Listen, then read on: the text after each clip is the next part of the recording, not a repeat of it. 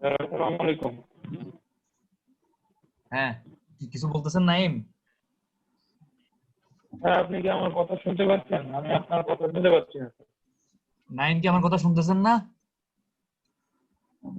বাকিরা কি আমার কথা শুনতেছেন? শুনতে পাচ্ছি। স্যার, শুনতে পাচ্ছি। জি স্যার, শুনতে পাচ্ছি স্যার। তাহলে নাইম, আপনার ইয়াতে কোনো প্রবলেম আছে? আপনি একটু মানে দেখেন, বাকিরা কিন্তু আমার কথা ক্লিয়ারলি শুনতেছে। আচ্ছা, আমরা শুরু করি। স্ক্রিন কি দেখা যাচ্ছে? জি স্যার। মর্টার। আজকে হচ্ছে আমরা একটা নতুন টপিক শুরু করতেছি। আজকে আমাদের টপিকটার নাম হচ্ছে মর্টার। ঠিক আছে? আচ্ছা, আজকে এখানে যারা ক্লাস করতেছেন সবাই কি মানে সবাই না, মানে আপনারা কি রান্না বান্না করছেন কখনো? জি স্যার। জি স্যার। মানে জীবনে কোনো না কোনো দিন তো অ্যাটলিস্ট একটা ডিম ভাজি হইলেও করা লাগছে।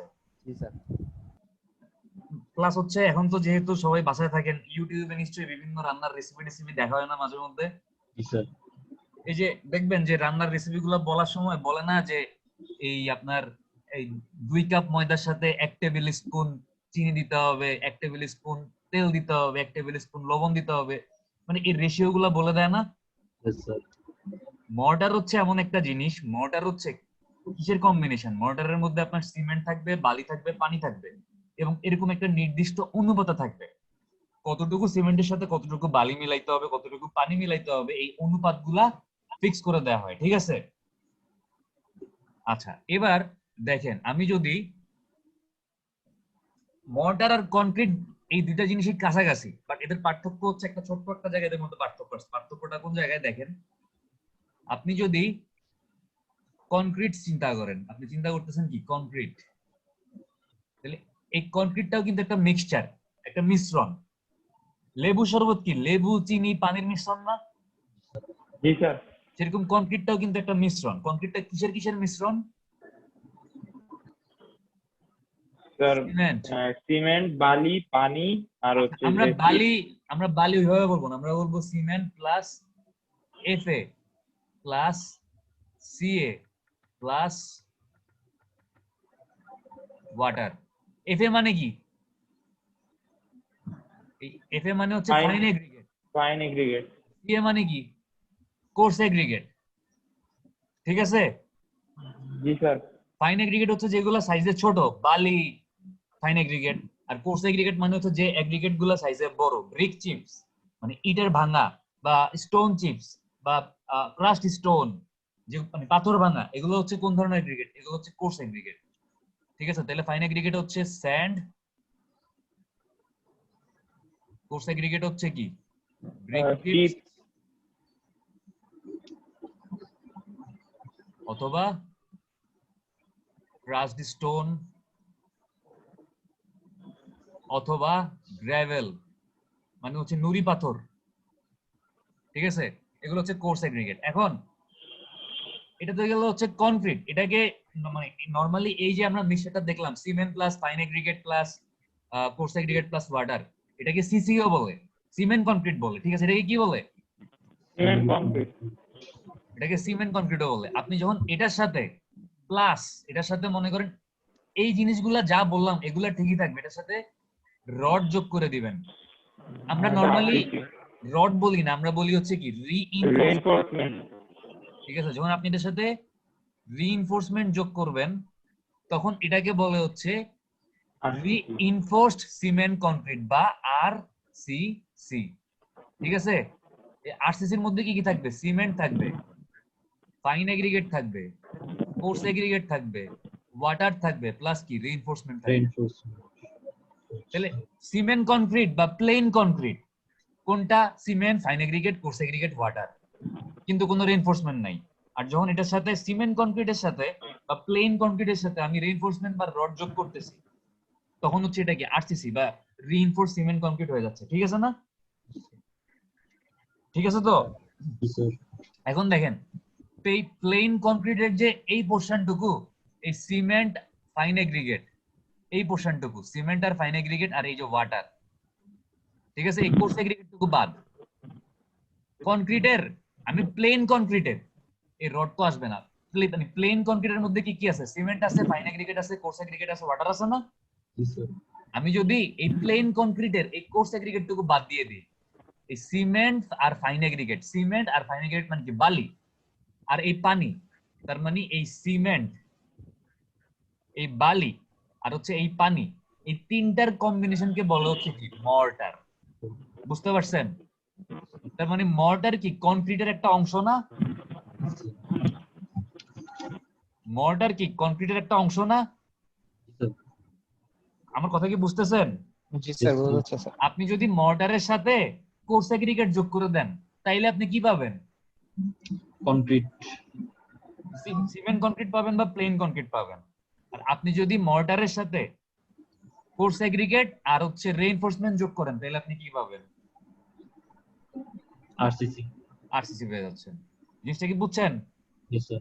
আচ্ছা, এবার আমরা আমাদের এই পিডিএফ এর কথাবার্তায় ফেরত চলে আসি। দেখেন, initial mixture, sorry, intimate mixture having the consistency of a paste and prepared by mixing a binding material, cement, lime, surki, and inert matter, sand, stone, screening, and water in various proportion. মানে মডারটা কি জিনিস? মডারটা হচ্ছে একটা intimate mixture. Intimate মানে কি? একটার সাথে আরেকটা উপাদান খুব ভালো মতো মিক্স আপ হবে বা মিক্স আপ হয়ে থাকবে। হ্যাভিং দ্য কনসিস্টেন্সি, কনসিস্টেন্সি কি আপনি ভিসকোসিটি বা ডেনসিটি এগুলা দিয়েও বুঝতে পারেন। মানে একটা ম্যাটেরিয়াল বা একটা মিক্সচার বেশি কনসিস্টেন্ট মানে হচ্ছে ওটার ভিসকোসিটি বেশি, ওটার ডেনসিটি বেশি।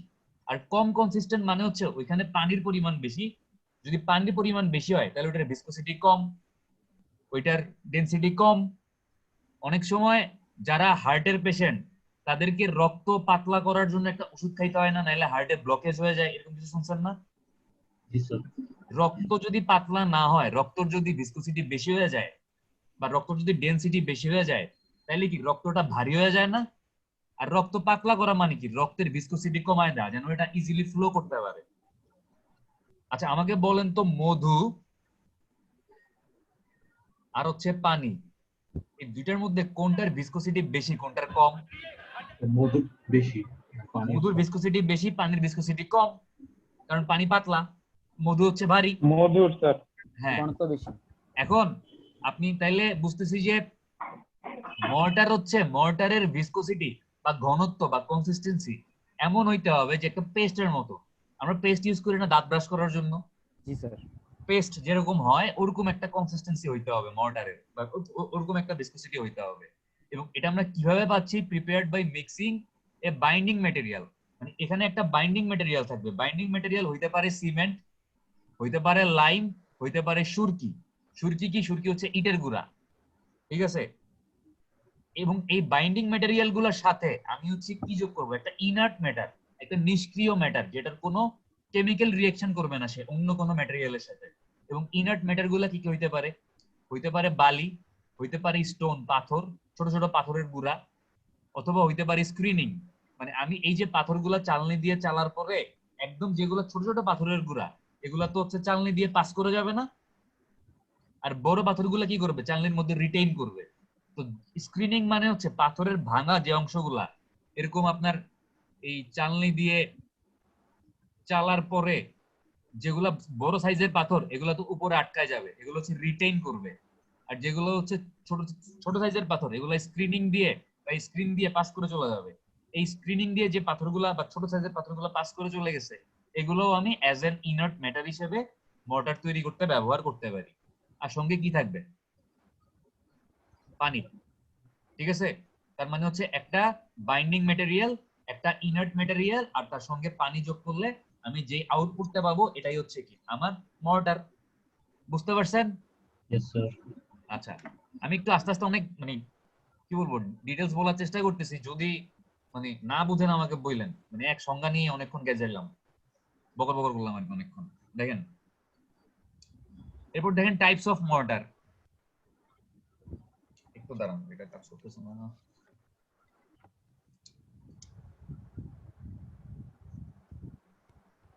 সমস্যা।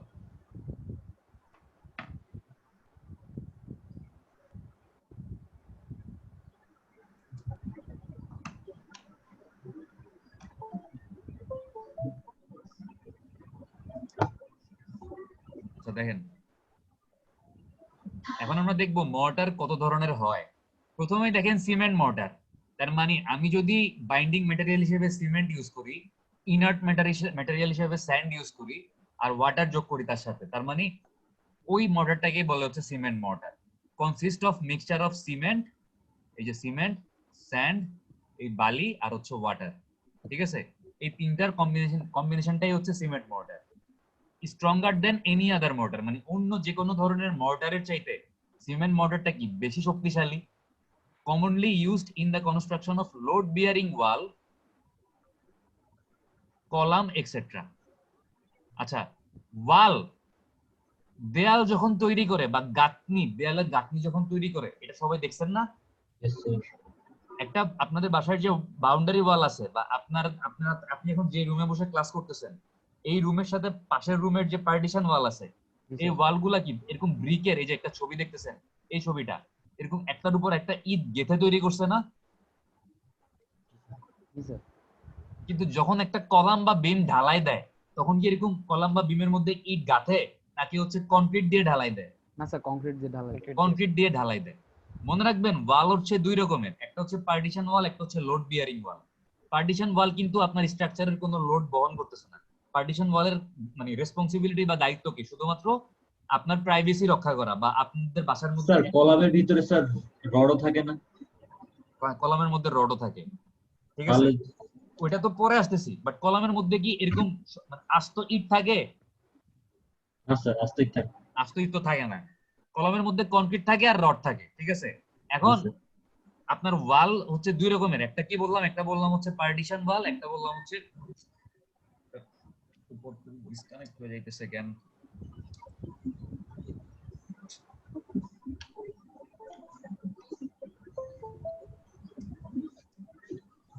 আচ্ছা দেখেন, একটা কি বললাম, একটা বললাম হচ্ছে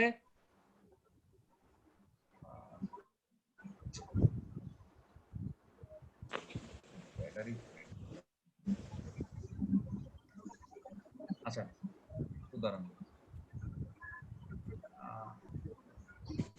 একটা বললাম হচ্ছে পার্টিশন ওয়াল, একটা বললাম হচ্ছে কি ওয়াল, লোড বিয়ারিং ওয়াল, ঠিক আছে? আমি একটু তাড়াতাড়ি লিখলাম কারণ এটা কাজ করতেছে না আমার ইয়াটা। আচ্ছা কি সমস্যা এটার আজকে, একটু দাঁড়ানো একটু। আচ্ছা, লোড বিয়ারিং মানে পার্টিশন ওয়াল তো বুঝলেনই, যে পার্টিশন ওয়াল কোনগুলা, যেগুলো হচ্ছে আপনাদের বাসার যে ওয়ালগুলো আছে এগুলা। আর লোড বিয়ারিং ওয়াল কোনগুলা বলেন তো? যেগুলো স্যার কলামকে সাপোর্ট দেয়। না, কলামকে সাপোর্ট দেয় না, যে ওয়ালগুলো হচ্ছে স্ট্রাকচারের লোড বিয়ার করে বা লোড গুলা নেয়, ঠিক আছে? এগুলাকে বলা হচ্ছে লোড বিয়ারিং ওয়াল। এখন এই যে লিফট আছে না আপনাদের, মানে লিফট দেখছেন না সবাই? জি স্যার, জি স্যার। লিফটের যে মানে লিফটটা যেই জায়গাটা দিয়ে উঠে, এই জায়গাটা লিফট বসানোর আগে কি খালি রাখে না সবাই? জি স্যার। এই যে ওয়ালটা, যে ওয়ালটার মানে মাঝখান দিয়ে লিফটটা উঠে, বা মনে করেন একটা বাসার প্ল্যান যদি দেখেন, এরকম দেখবেন যে মাঝখানে এরকম একটা গোল্লা দিয়ে, মানে একটা বক্সে গিয়ে এরকম ক্রস দেয়, এরকম বলে দেয় এটা হচ্ছে কি লিফট কোর।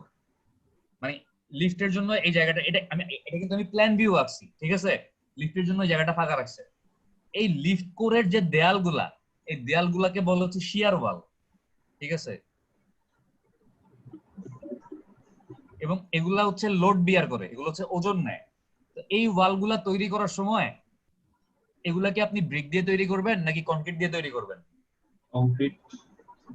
আপনি কনক্রিট দিয়ে তৈরি করবেন। তার মানে দেখেন, commonly used in construction of load bearing wall column, মানে হচ্ছে এই সিমেন্ট মর্টারটা হচ্ছে আপনার লোড বিয়ারিং ওয়াল, আর কলামে এই যে আপনি কলাম ঢালাই দিবেন কনক্রিট দিয়ে, কনক্রিটের একটা অংশ হচ্ছে এই মর্টার না? Yes sir. তার মানে কলাম আর লোড বিয়ারিং ওয়াল ঢালাই দেওয়ার সময় আপনি যে কনক্রিটটা ব্যবহার করবেন, ওই কনক্রিটের মধ্যে যে মর্টারটা থাকবে, ওই মর্টারটা হইতে হবে কি সিমেন্ট মর্টার। কারণ আমরা জানি সিমেন্ট মর্টার সবচেয়ে শক্তিশালী, stronger than any other mortar, একটু আগে আমরা বলছি, ঠিক আছে? Yes sir. তারপর দেখেন, the proportion of cement to sand volume basis varies from 1:2 to 1:6 or even more. এই যে আপনি সিমেন্ট মর্টারটা তৈরি করতেছেন, এই সিমেন্ট মর্টারে আপনি কত ভাগ বালির সাথে কত ভাগ সিমেন্ট যোগ করবেন, বা কত ভাগ সিমেন্টের সাথে কত ভাগ বালি যোগ করবেন, এই রেশিওটা, এই অনুপাতটা হচ্ছে ভ্যারি করে ভ্যারি করে কত থেকে কত পর্যন্ত 1:2 থেকে 1:6 পর্যন্ত, অথবা তার চাইতে বেশিও ভ্যারি করতে পারে। 1:2 মানে কি? 1 ভাগ বালির সাথে 2 ভাগ সিমেন্ট, নাকি 1 ভাগ সিমেন্টের সাথে 2 ভাগ বালি? কোনটা? স্যার 1 ভাগ সিমেন্টের সাথে 2 ভাগ বালি। 1 ভাগ সিমেন্টের সাথে 2 ভাগ বালি। হ্যাঁ, তো দেখেন এই অনুপাতগুলা বা এই রেশিওগুলো হচ্ছে ম্যাসোনারি ওয়াল। এই যে ওয়ালটা দেখতেছেন এখানে তৈরি করতেছে, ডান পাশের ছবিটা দেখতেছেন না? এই ওয়ালটা হচ্ছে কি ওয়াল? এই ওয়ালটা হচ্ছে ম্যাসোনারি ওয়াল, মানে ব্রিকের ওয়াল। এই ব্রিকের ওয়াল তৈরি করতে একটা ব্রিকের সাথে আরেকটা ব্রিককে জোড়া লাগাইতে কি লাগবে? এরকম সিমেন্টের পেস্ট লাগবে না বা মর্টার লাগবে না? Yes, sir. একটা ব্রিক আরেকটা ব্রিকের সাথে জোড়া লাগাইতে হলে অবশ্যই কি লাগবে? এরকম মর্টার লাগবে। ওই মর্টারের আপনার সিমেন্ট আর স্যান্ডের রেশিও 1:6 থেকে 1:8 পর্যন্ত হয়ে থাকে। তার মানে এই যে আপনি সিমেন্টের পেস্টটা দেখতেছেন, মর্টারটা দেখতেছেন, এখানে সিমেন্টের বালির রেশিও কত? 1 ভাগ সিমেন্টের সাথে হয় 6 ভাগ বালি মিলানো হইছে, বা 1 ভাগ সিমেন্টের সাথে 8 ভাগ বালি মিলানো হইতে পারে। ঠিক আছে, বোঝা গেছে? জি স্যার। তারপর দেখেন ফাউন্ডেশন কনক্রিট, মাটির নিচে আপনার যে স্ট্রাকচার, আপনি একটা যখন বিল্ডিং তৈরি করেন, এই গ্রাউন্ড লেভেলের নিচে যা থাকে এগুলাকে বলা হচ্ছে ফাউন্ডেশন বা সাবস্ট্রাকচার। আর গ্রাউন্ড লেভেলের উপরে যা থাকে এটা হচ্ছে আপনার, এটা তো মেইন বিল্ডিং বা সুপার স্ট্রাকচার যেটা আপনি দেখতেছেন চোখে। বাট মাটির নিচে স্ট্রাকচারের যে পোর্শনটুকু থাকতেছে সেটা কি আপনি দেখতেছেন? এটা তো মাটির নিচে নিজেই চলে যাচ্ছে। এটা তৈরি করার পর আপনি এটা কি করতেছেন? মাটি দিয়ে আবার ফিল আপ করে দিচ্ছেন। এই যে ফাউন্ডেশন, এই ফাউন্ডেশনটার মধ্যে আপনি কংক্রিট দিয়ে ঢালাই দিবেন না? ফাউন্ডেশনের মধ্যে কি থাকবে? ফুটিং থাকবে, কলাম থাকবে, ঠিক আছে? তো এই যে ফাউন্ডেশনটা আপনি যে কংক্রিটটা দিয়ে ঢালাই দিবেন, ওই কংক্রিটের মধ্যে যে মর্টারটা থাকবে, মানে হচ্ছে সিমেন্ট আর বালির রেশিওটা থাকবে। সিমেন্ট আর বালির রেশিও হইতে পারে 1:3 থেকে 1:4 পর্যন্ত। আপনি 1 ভাগ সিমেন্টের সাথে 3 ভাগ বালি অ্যাড করতে পারেন, বা 1 ভাগ সিমেন্টের সাথে আপনি 4 ভাগ বালি অ্যাড করতে পারেন, ঠিক আছে? এরপর দেখেন আরসিসি ওয়ার্ক। আরসিসি ওয়ার্ক মানে কি? এবার কংক্রিটের সাথে কি আছে? রড আছে, রেইনফোর্সমেন্ট আছে। যখন আপনি এরকম একটা জায়গায় মর্টার ইউজ করবেন যেখানে হচ্ছে কংক্রিটের মধ্যে রেইনফোর্সমেন্ট আছে, ওই মর্টারে সিমেন্ট আর বালির অনুপাত হচ্ছে কত হইতে পারে? 1:3। তার মানে আপনি 1 ভাগ সিমেন্টের সাথে 3 ভাগ বালি যোগ করতে পারবেন। 3 ভাগ বালি। তারপর হচ্ছে দেখেন আর্চ ওয়ার্ক। আর্চ মানে কি বলেন তো? অনেক সময় দেখবেন এরকম একটা দরজা বা এরকম একটা দেয়াল তৈরি করছে, দেয়ালটার মধ্যে এরকম কার্ভ করা থাকে এন্ট্রিটার মধ্যে, দেখছেন কখনো? এই যে কার্ভ করা থাকে, এখানে যে ইটগুলা ইউজ করা হয়, এই কার্ভটাকে বলা হচ্ছে আর্চ। এই আর্চে যে ইটগুলা আপনি গাঁথবেন বা যে গাঁথনিটা তৈরি করবেন, ওই গাঁথনি তৈরি করতে আপনার যেই মর্টারটা লাগবে, ওইটাতে সিমেন্ট আর বালির রেশিও হইতে হবে কত? 1:3। নরমাল গাঁথনি, নরমাল ইটের গাঁথনি মানে সোজা ওয়াল যেখানে, ওইখানে মর্টারের রেশিও কত? 1:6 থেকে 1:8 পর্যন্ত হইতে পারে। বাট যখন এরকম আর্ক, মানে হচ্ছে আপনি ইটগুলা গাঁথবেন হচ্ছে এরকম বাঁকা বাঁকা করে, ইটগুলা এরকম ইটের এরকম মানে প্যারাবোলিক শেপের বা এরকম কার্ভ শেপের গাঁথনি তৈরি করবেন, তখন হচ্ছে আপনার এটার মানে মর্টারের বালি আর সিমেন্টের রেশিও বা সিমেন্ট বা বালির রেশিও কত হইতে হবে? 1:3। তারপর দেখেন পয়েন্টিং। এই যে আপনি ইটের গাঁথনি তৈরি করছেন, ইটের এই যে একটা ইটের সাথে আরেকটা ইটের যে জয়েন্ট, এই জয়েন্ট গুলো হচ্ছে আপনার যদি ব্রিক এক্সপোজড ওয়াল হয়, মানে আপনি মেশিন মেড ব্রিক ইউজ করেন, তাহলে এই জয়েন্ট গুলো লাস্টে দিয়ে এরকম সুন্দর করে আবার মর্টার দিয়ে ফিল আপ করে একটা ফিনিশিং দেওয়া হয়। এটাকে বলা হচ্ছে পয়েন্টিং করা, পয়েন্টিং অফ ব্রিক, ঠিক আছে? আপনি যদি এরকম পয়েন্টিং করেন, তাহলে ওইখানে মানে যে মর্টারটা ব্যবহার করবেন, ওই মর্টারের আপনার রেশিও কত হবে? সিমেন্ট আর স্যান্ডের 1:2 থেকে 1:3 পর্যন্ত হইতে পারে, ঠিক আছে? আর প্লাস্টার ওয়ার্ক তো সবাই চিনেন। এই যে দেয়ালটা তৈরি করতেছে, এই দেয়ালটা তৈরি করার পরে রং করার আগে এটার উপরে মানে প্লাস্টারিং করতে হবে না? প্লাস্টারিং করার সময় হচ্ছে আপনার যে মর্টারটা আপনি ব্যবহার করবেন, ওই মর্টারের রেশিও হইতে পারবে 1:3 থেকে 1:4 পর্যন্ত। মানে 1 ভাগ সিমেন্টের সাথে 3 ভাগ বালি, অথবা 1 ভাগ সিমেন্টের সাথে 4 ভাগ বালি পর্যন্ত আসতে পারবে। বোঝা গেছে? এবং এগুলা এতক্ষণ যে আমরা বকর বকর করলাম, এই কথাবার্তাগুলো সবকিছু কি নিয়ে বলছি? সিমেন্ট ওয়াটার নিয়ে বলছি। তার মানে সিমেন্ট, স্যান্ড, ওয়াটার, ঠিক আছে? এবং এটা আপনি কোথায় ব্যবহার করতেছেন তার উপর ভিত্তি করে এটা রেশিও, মানে কোথায় কি রেশিওতে ব্যবহার করতে হবে এগুলো আমরা দেখব। আমাদের সেকেন্ড টাইপের মর্টার হচ্ছে কি? Lime mortar. লাইম মর্টারে কি হবে? সিমেন্ট মোটারে কি ছিল? Cement plus sand plus water, এটাই তো আমাদের সিমেন্ট মোটর, তাই না? জি স্যার, এখানে স্যার সিমেন্টের জায়গায় শুধু লাইম বসে না? জাস্ট এই সিমেন্টের জায়গায় হচ্ছে আপনি লাইম ব্যবহার করবেন। লাইম কি একটা মানে সিমেন্ট কি একটা বাইন্ডিং ম্যাটেরিয়াল, তো লাইমও তো এক ধরনের বাইন্ডিং ম্যাটেরিয়াল, তাই না? Yes, জি sir. স্যার। আজকে আমরা 3 ধরনের বাইন্ডিং ম্যাটেরিয়ালের নাম দেখছি উপরে, ওই ডেফিনিশনটা দেখার সময়। বাইন্ডিং ম্যাটেরিয়াল গুলা কি কি ছিল বলেন তো? স্যার সিমেন্ট, লাইম আর একটা স্যার সিমেন্ট, লাইম, একটা হচ্ছে সুরকি, Okay. ইটের গুঁড়া, ঠিক আছে? Yes, sir. এই আচ্ছা, এবার দেখেন লাইম মোটার হচ্ছে mixture of lime, fat lime, normal lime অথবা hydraulic lime, sand and water. মানে লাইম মোটার তো অবশ্যই বুঝতেছেন সিমেন্টের জায়গায় আমি লাইম ব্যবহার করতেছি, মানে লাইমের সাথে হচ্ছে আমি বালি আর পানি যোগ করতেছি। বাট লাইমটা হচ্ছে 3 রকমের হইতে পারে, একটা হচ্ছে নরমাল লাইম, একটা হচ্ছে ফ্যাট লাইম, একটা হচ্ছে হাইড্রোলিক লাইম। নরমাল লাইম হচ্ছে চুনা পাথর বা ক্যালসিয়াম কার্বনেট, ঠিক আছে? এই ক্যালসিয়াম কার্বনেটটাকে কি বলে? এটা হচ্ছে নরমাল লাইম। Normal line. আপনি যখন এই নরমাল লাইমকে, এই ক্যালসিয়াম কার্বনেটকে অনেক হাই টেম্পারেচারে 550 ডিগ্রি সেলসিয়াস থেকে 1150 ডিগ্রি সেলসিয়াস, অনেক হাই টেম্পারেচারে আপনি এটাকে বার্ন করবেন বা পোড়াবেন, এই প্রক্রিয়াটাকে বলে হচ্ছে ক্যালসিনেশন। এটাকে কি বলে? Calcination. এই ক্যালসিনেশন করার পরে ক্যালসিয়াম কার্বনেট, আমি এখানে লিখি, জায়গা নাই তো এখানে লিখতেছি, ক্যালসিয়াম কার্বনেটকে আপনি হচ্ছে 550 ডিগ্রি সেলসিয়াস থেকে 1150 ডিগ্রি সেলসিয়াসে পোড়াইলে, ক্যালসিনেশন করলে, 1150 হচ্ছে আপনার আপনি calcium oxide plus carbon die oxide পাবেন না? Yes, sir. এই কার্বন ডাই অক্সাইডটা তো গ্যাস, এটা কি হবে? বাতাসে উড়ে মিশে যাবে। বাট এই যে ঘুরে যাবে। Yes, sir. ক্যালসিয়াম অক্সাইডটা আছে, এই ক্যালসিয়াম অক্সাইডটাকে বলে হচ্ছে ফ্যাট লাইম। এটা হচ্ছে কি? ফ্যাট লাইম অথবা কুইক লাইম বলে, মনে আছে? চুনা। আমরা Sir. এটাকে কি বলে? কুইক লাইম বলে। Line. এই কুইক লাইমের সাথে আপনি ক্যালসিয়াম অক্সাইডের সাথে যখন পানি যোগ করবেন H2O, আপনি ক্যালসিয়াম হাইড্রোক্সাইড পাবেন না? Yes, sir. এই যে আমি ক্যালসিয়াম অক্সাইডের সাথে পানি যোগ করতেছি, এই প্রক্রিয়াটাকে বলা হচ্ছে স্লেকিং অফ লাইম, এবং এই ক্যালসিয়াম হাইড্রোক্সাইডটাকে বলা হচ্ছে স্লেকড লাইম বা হাইড্রোলিক লাইম।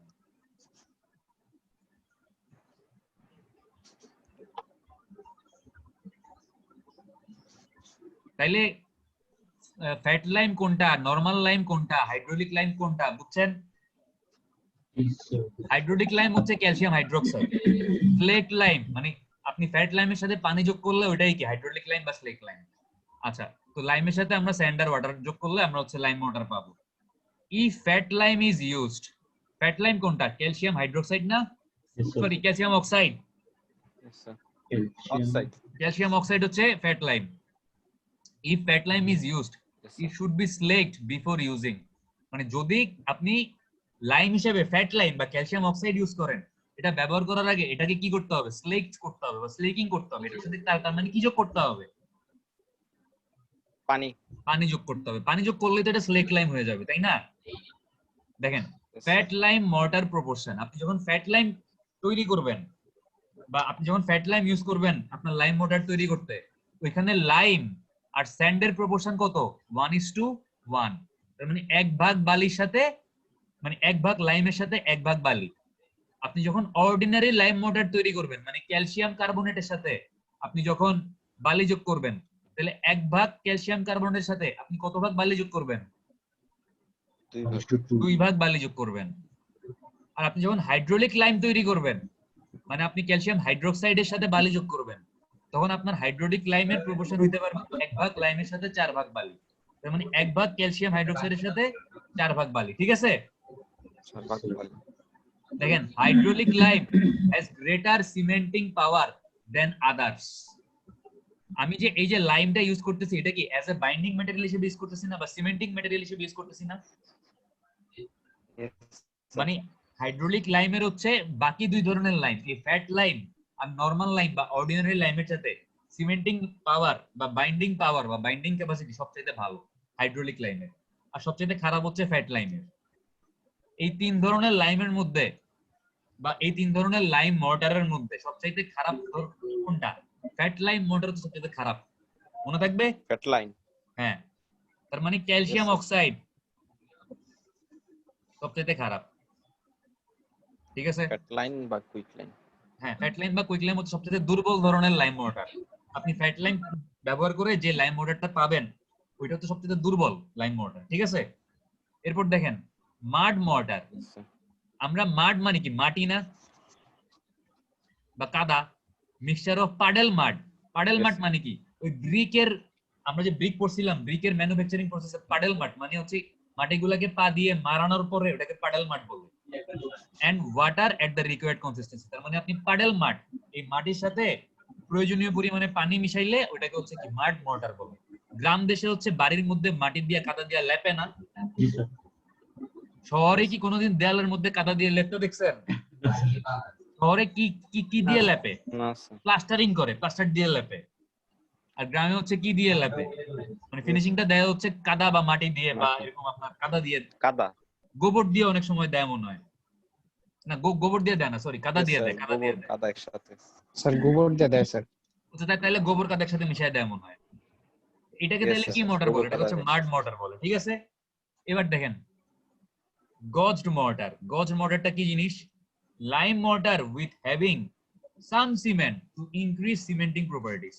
মানে আপনার মর্টারটা হবে লাইমেরই মর্টার, আপনি লাইম প্লাস স্যান্ড প্লাস ওয়াটারই যোগ করবেন, আপনি লাইম মর্টারটাই ব্যবহার করতেছেন, কিন্তু এই লাইম মর্টারের সিমেন্টিং প্রপার্টি বা বাইন্ডিং প্রপার্টি বাড়ানোর জন্য আপনি এটার সাথে অল্প পরিমাণে কি যোগ করে দিছেন? সিমেন্ট যোগ করলে এই মানে অনেকটা হাইব্রিডের মতো, ঠিক আছে? এটাকে বলা হচ্ছে কি সিমেন্ট মর্টার বলে, সরি এটাকে কি বলে? গজ মর্টার বলে, গজ, ঠিক আছে? যদি আপনি নরমাল লাইম মর্টারের সাথে অল্প একটু সিমেন্ট যোগ করেন এটার সিমেন্টিং প্রপার্টি ইনক্রিজ করার জন্য, then this kind of mortar is called gauge mortar, ঠিক আছে? Usually used with fat lime mortar. আমরা কি বলছি? ফ্যাট লাইম মর্টার সবচেয়ে দুর্বল ধরনের মর্টার না? আমরা একটাকে বললাম না Yes, তিন sir. ধরনের লাইম Yes, sir. মর্টার খারাপ কোনটা? Yes, sir. Calcium oxide. Fat motor. সবচেয়ে খারাপ হচ্ছে Fat fat lime. Lime.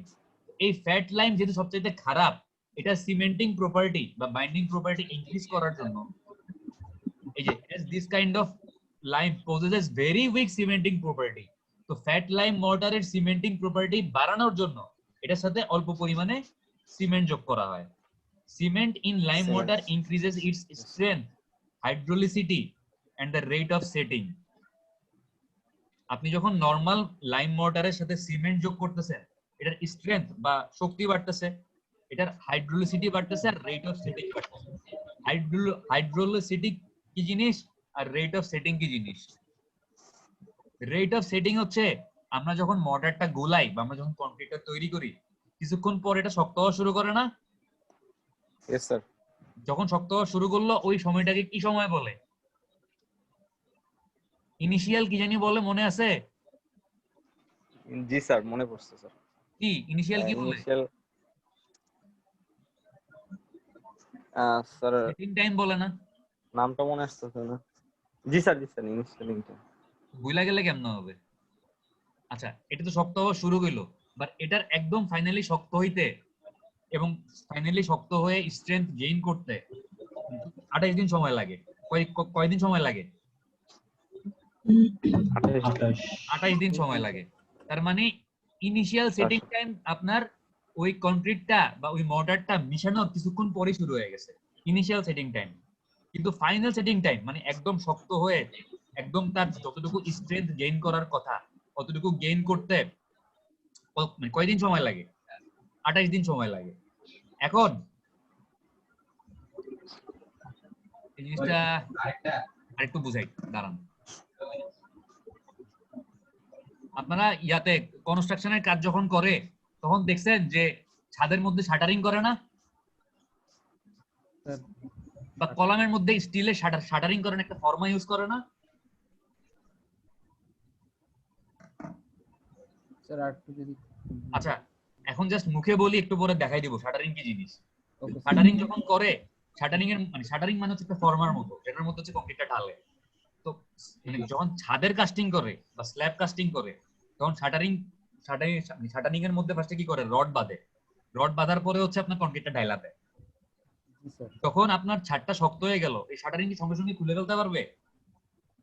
Sir shuttering বলতে স্যার না, স্যার। এটা ওটাই বুঝাচ্ছেন? স্যার ওই যে চারদিক দিয়ে স্যার স্টিলের একটা বক্সের মতো স্যার বানায় ওইখানে যে স্যার ইয়া ঢালে ওইটা না স্যার? ওইটাই শাটারিং। আমি একটু দেখাই জি স্যার। আচ্ছা, জি স্যার।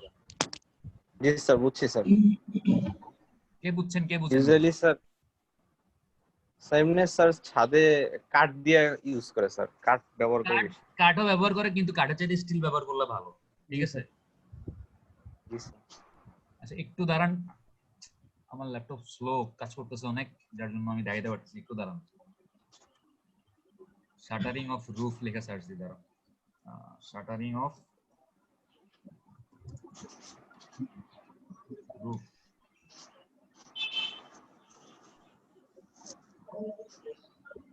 এগুলো স্যার করার পরে স্যার বাঁশ দিয়ে মানে আবার একটা ইয়া বাঁশ দেয়, দিয়ে সাপোর্ট দেয়। জি স্যার, অনেকদিন রাখে তারপরে। কিছু ছবি দেখতেছেন এখন? জি স্যার। এই যে দেখেন, এই ছবিটা জি, স্যার। দেখবেন নাকি কোনটা দেখাবো ছবি? এটাই দেখাই, স্যার একেবারে শেষেরটা স্যার। একটা দেখলেই হলো ছবি। এই যে দেখেন, এই যে দেখতেছেন এখানে টিন আছে না, টিন।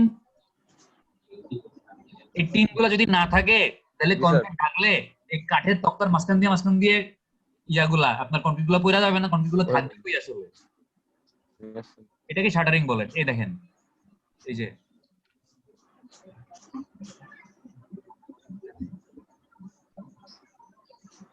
আচ্ছা, শাটারিং কি জিনিস বুঝতে তো পারছেন? জি স্যার। আমরা টাইম নষ্ট না করি, কারণ জি, স্যার। এগুলো হইতেছে গিয়ে ক্লাস শেষ করতে টাইম লাগবে। দেখেন, তাহলে এই যে শাটারিং যে করে, এই শাটারিংটা কি আপনি একটা ছাদ বা একটা কলাম বা একটা বিম ঢালাই দেয়ার পরে দিনই খুলে ফেলতে পারবেন? না স্যার। পারবেন? না স্যার, না স্যার। পারবেন না, কারণ না স্যার, এটা শক্ত তো আপনার হবে। আপনি যে কনক্রিটটা ব্যবহার করতেছেন, ওই কনক্রিটটা কিন্তু ঢালাই দেওয়ার পরের দিনই শক্ত হয়ে যায় না।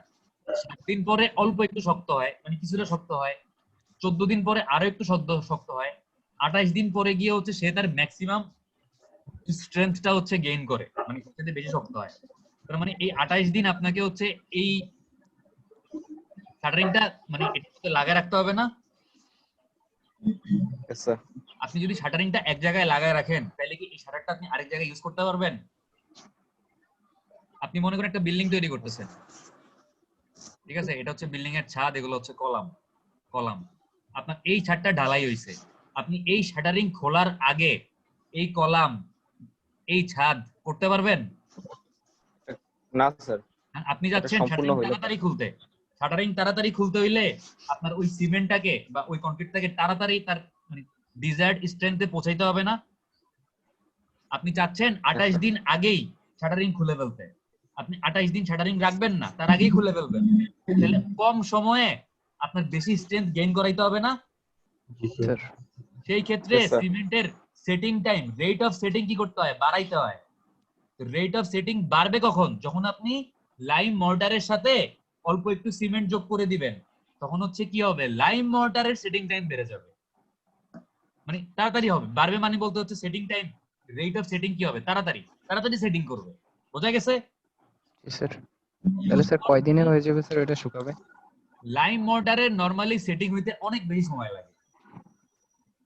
7 দিন, 14 দিন, 28 দিন যে বললাম, এগুলো আমি বলছি হচ্ছে আপনার ইয়ার জন্য, মানে সিমেন্ট মর্টারের জন্য। এগুলো কিন্তু আমি লাইম মর্টারের জন্য বলিনি।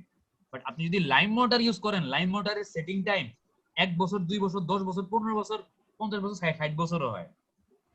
আপনি যদি এখন লাইম মর্টারকে তাড়াতাড়ি সেটিং করতে চান, সেই ক্ষেত্রে আপনি এটার সাথে অল্প পরিমাণে সিমেন্ট যোগ করে দিতে পারেন, ঠিক আছে? But normally lime mortar use করলে আপনার এই স্টিলের শাটার আপনি 28 দিন কেন, মানে আপনার খুলতে অনেক বেশি সময় লাগবে। ওই জন্য লাইম মর্টার ইউজ না করাই ভালো, কারণ লাইম মর্টারের পর্যাপ্ত পরিমাণে স্ট্রেংথ গেইন করতে পুরোপুরি সেটিং হয়ে অনেক বেশি সময় লাগে। বোঝা গেছে? আরেকটা স্যার। জিনিস আছে, সেটা হচ্ছে আপনার যতদিন পর্যাপ্ত পরিমাণে সেটিং না হবে, ফাইনাল সেটিং টাইমে না পৌঁছাবে, ততদিন কি করতে হবে? কিউরিং করতে হবে। কারণ যতদিন এই সেটিং টাইম চলবে, যতদিন সিমেন্টের হাইড্রেশন রিঅ্যাকশন চলবে, ততদিন তাপ উৎপাদন হবে না। কারণ সিমেন্ট হাইড্রেশন রিঅ্যাকশন হইলে কি তাপ উৎপাদন হয়। জি স্যার। টেম্পারেচার পানি দিতে হয় স্যার। টেম্পারেচার বাড়লে কি হবে? আপনার কনক্রিটের বডি মানে সারফেসটা কি ফেটে যাওয়ার চান্স আছে ভেঙে না? যাবে। জি স্যার। ওই জন্য কি করতে হবে, পানি দিয়ে ঠান্ডা করতে হবে, কিউরিং করতে হবে। জি স্যার। যেন কিউরিং বেশি দিন করা না লাগে লাইম মর্টারের ক্ষেত্রে, সেই ক্ষেত্রে আপনি এই সিমেন্ট একটু ইউজ করলে সেটিং টাইমটা তাড়াতাড়ি মানে গেইন করবে, রেট অফ সেটিং বেড়ে যাবে, আপনার কিউরিং কম করতে হবে। মানে বোধ ভেজাল আসলে, মানে এক একটার জন্য এক একটা ভেজাল, সবকিছু মাথায় রেখেই কাজ করতে হবে। মানে বুঝতেছেন জিনিসগুলা? জি স্যার। জি স্যার। এখন হচ্ছে আপনি যখন এই গজ মর্টারটা কোথায় ব্যবহার করে দেখেন, use for brick or stone masonry in foundation. Foundation আগেরকার দিনে ফাউন্ডেশন হচ্ছে ব্রিক ফাউন্ডেশন তৈরি করতো। আগেরকার দিনে ফাউন্ডেশন বা ফুটিং এ কিন্তু আপনার কংক্রিট ইউজ করতো না, কি ইউজ করতো, ব্রিকের ওয়াল ইউজ করতো। ঠিক আছে, এখনকার দিনে আপনি ব্রিক ফাউন্ডেশন দেখবেন না, এখনকার দিনে আপনি কি দেখবেন, আরসিসি ফাউন্ডেশন বা সিমেন্ট কংক্রিট ফাউন্ডেশন দেখবেন। আগেরকার দিনে যখন ব্রিক ফাউন্ডেশন বা স্টোন দিয়ে ফাউন্ডেশন তৈরি করতো, তখন হচ্ছে এখানে গজ মর্টার ইউজ করতো এইসব জায়গায়। ঠিক আছে, আর এখনকার দিনে আপনি যদি একতলা বা দুইতলা ছোট বিল্ডিং করেন, ওই ছোট বিল্ডিং এর জন্য আপনি চাইলে ফাউন্ডেশন এত খরচ করে আপনার মানে সিসি ফাউন্ডেশন বা আরসিসি ফাউন্ডেশন দেওয়ার দরকার নাই, আপনি নরমাল ব্রিক ফাউন্ডেশন দিলেও চলবে যদি আপনি একতলা দুইতলা ছোট বিল্ডিং করেন। আর যদি মাল্টি স্টোরি বিল্ডিং করেন, 10 তলা বিল্ডিং, 12 তলা বিল্ডিং, সেখানে ব্রিক ফাউন্ডেশন দিলে চলবে না, সেখানে আপনাকে কি করতে হবে, আরসিসি ফাউন্ডেশন দিতে হবে। বুঝা গেছে? গজ ফাউন্ডেশন, গজ mortar, lime mortar, cement mortar কি জিনিস বুঝছেন? জি স্যার। আচ্ছা, এবার আমরা আমাদের পরের স্লাইডে চলে যাই, পরের পেজে চলে যাই, স্লাইড তো না, পেজ। দেখেন পরের পেজটা হচ্ছে preparation of cement mortar. Cement mortar কিভাবে তৈরি করবেন? আমরা জানি যে সিমেন্ট মর্টারের উপাদানগুলো কি কি, সিমেন্ট প্লাস স্যান্ড প্লাস কি ওয়াটার না? Yes sir. Water. Sand and cement are measured in a dry state and spread to a uniform thickness on a non-porous platform. Cement is spread over sand. মানে হচ্ছে আপনার cement আর sand যতটুকু লাগবে শুকনো অবস্থায়, মানে এখন আপনি কিন্তু পানি মিলান নাই, শুকনো অবস্থায় কতটুকু সিমেন্ট লাগবে আর কতটুকু স্যান্ড লাগবে, এটা পর্যাপ্ত পরিমাণটা করে একটা নন পোরাস প্ল্যাটফর্ম, মানে একটা প্ল্যাটফর্ম মানে একটা প্লেটের মতো জায়গা, যেটা হচ্ছে ভেদ্য না, যেটা দিয়ে পাস করে যাইতে পারবে না সিমেন্ট স্যান্ড, এরকম একটা প্ল্যাটফর্ম বা একটা এরকম বেস নেওয়া হয়। এটার উপরে সিমেন্ট ফার্স্টে হচ্ছে বালিগুলাকে আপনার ইউনিফর্ম মানে সমানভাবে ছড়ায় দেয়, বালির উপরে সিমেন্ট গুলাকে সমানভাবে ছড়ায় দেয়। ফার্স্টে কি ছড়ায়, বালিগুলা বিছায়, তার উপর কি বিছায়, তার উপর সিমেন্ট গুলা বিছায়।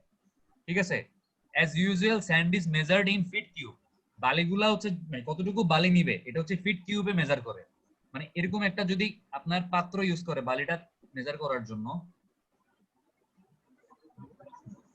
এই পাত্রের মধ্যে যতটুকু মানে পাত্রটার হাইট মনে করেন 1 ফিট, এই ডাইমেনশনটুকু মনে করেন 1 ফিট, এই ডাইমেনশনটুকু 1 ফিট, তাহলে এই পাত্রে কত ফিট কিউব বালি আটবে? এই পাত্রটার ভলিউম কত? 1 ফিট কিউব না? 1 feet cube. তার মানে Yes, sir. এই পাত্রে যতটুকু বালি আটবে ওই বালিটুকুই তো আমার 1 সিএফটি বালি বা 1 ফিট কিউব বালি না? 1 সিএফটি মানে হচ্ছে কি 1 cubic feet, Yes sir. 1 fit cube. তো এই 1 ফিট কিউব বালির সাথে আপনাকে 40 কেজি সিমেন্ট মিলাইতে হবে। বুঝা গেছে? জি স্যার। আচ্ছা, জি, sir. Cement is measured by weight, মানে আপনি বালিটা মেজার করতেছেন হচ্ছে ফিট কিউবে বা সিএফটি তে, বাট সিমেন্টটা আপনি মেজার করবেন হচ্ছে ওজন, কেজিতে। সরি, আপনি সিমেন্টটা মেজার করবেন হচ্ছে কেজিতে। Kg per feet cube. কতটুকু মানে পার ফিট কিউবে মানে পার সিএফটি বালির জন্য আপনি কত কেজি সিমেন্ট দিবেন? আপনি 40 কেজি সিমেন্ট দিতে হবে। ঠিক আছে, এরপর দেখেন for a given batch the quantity of water to be added is calculated. এই যে সিমেন্ট আর স্যান্ডের রেশিও আপনি জানেন, এই সিমেন্ট আর স্যান্ডের সাথে কতটুকু পানি যোগ করতে হবে এই পানিটা আপনি ক্যালকুলেশন করে বের করবেন। আপনি ক্যালকুলেশন করে যতটুকু পানি বের করছেন ততটুকু পানির অর্ধেক পানি, 1/2 of that quantity is sprinkled on the above dry mix. এই যে সিমেন্ট আর স্যান্ডের একটা মিক্সচার আমি একটা প্ল্যাটফর্মের উপর তৈরি করে রাখছি, ফার্স্টে স্যান্ড মিশাইছি, তারপর ওটার উপরে সিমেন্ট রাখছি, যতটুকু পানি লাগবে তার অর্ধেক পানি হচ্ছে এই শুকনা মিশ্রণটার উপরে ছিটাই দিতে হবে। ঠিক আছে, ছিটাই দিবেন। স্প্রিংকলার মানে কি, ওই যে গাছে পানি দেয় দেখেন না এরকম একটা জিনিস দিয়ে, জি স্যার। স্যার। মানে এরকম একটা জিনিস দিয়ে আপনি হচ্ছে যতটুকু পানি লাগবে অর্ধেক পানি হচ্ছে আপনি ছিটাই দিবেন, স্প্রিংকলিং করে দিবেন। The mixture is again turned over twice or thrice to prepare a dry mix. এই অর্ধেক পানি যোগ করার পরে আপনি 2-3 বার মিক্সচারটাকে উপর নিচ করবেন, মানে নাড়াবেন। নাড়াইলে এটা একটা সেমি ওয়েট, মানে অর্ধ ভিজা একটা মিক্সচার তৈরি হবে না, সেমি ওয়েট মিক্সচার। জি স্যার। এই সেমি ওয়েট মিক্সচারের সাথে আপনি বাকি যে অর্ধেক পানি আছে, the remaining quantity of water is added to the semi wet mix and again the whole mixture is turned twice or thrice to form cement mortar of the required consistency. এই বাকি অর্ধেক পানি যোগ করার পরে আপনি এই পুরো মিক্সচারটাকে আবার 2-3 বার উপর নিচ করবেন। তাইলে হচ্ছে আপনার যে ডিজায়ার্ড কনসিস্টেন্সি বা ভিসকোসিটির যে মানে মিক্সচার দরকার সিমেন্টের, ওইটা আপনি তৈরি করে ফেলতে পারবেন। Now the mortar is ready for use. All the work done in cement mortar should be kept wet for about 15 to 21 days for curing by occasional sprinkling with water. মানে সিমেন্ট মর্টার ইউজ করে আপনি যেই কনস্ট্রাকশনের কাজগুলা করবেন, এবার আপনি column ঢালাই দেন, আপনি স্ল্যাব ঢালাই দেন, আপনি বিম ঢালাই দেন, আপনি cement mortar as a plaster হিসেবে দেয়ালে ব্যবহার করেন, আপনি সিমেন্ট মর্টার হচ্ছে এজ এ দুইটা ব্রিকের জয়েন্ট করার জন্য আপনি এজ এ বাইন্ডিং মেটাল হিসেবে ইউজ করেন, আপনি সিমেন্ট মর্টার যেই কাজেই ব্যবহার করেন না কেন, সিমেন্ট মর্টার তৈরি করে একটা স্ট্রাকচার তৈরি করা হইলে 15 থেকে 21 দিন প্রত্যেক দিন এরকম আপনার ওটার মধ্যে পানি দিতে হবে, পানি দিয়ে ভিজায় রাখতে হবে। কেন কেন ভিজায় রাখতে হবে? কারণটা কি? স্যার ওই যে কারণটা ফাইটা হচ্ছে যাবে না স্যার, তো স্যার। ওই যে ফাটা যাবে স্যার, হাইড্রেশন রিঅ্যাকশন চলতে থাকবে, তাপ উৎপন্ন হয় স্যার। সেটিং টাইম ফাটল ধরে। আপনার পৌঁছাইতে সময় লাগবে 21 দিন, যেন ওই জি স্যার, সময়টাতে জি স্যার। যতদিন হাইড্রেশন রিঅ্যাকশন চলবে যেন আপনার সিমেন্টের গায়ে বা মানে আপনি সিমেন্ট মর্টারটা যেই সারফেসে ব্যবহার করছেন ওই সারফেসে কোনো ধরনের কোনো ক্র্যাক ফর্ম না করে, ফাটল না ধরে, এই জন্য এই কাজটা করতে হবে, কিউরিং করতে হবে। কিউরিং কতদিন করতে হবে? 15 থেকে 21 দিন। 21 দিন। জি স্যার, ঠিক আছে? 21 দিন।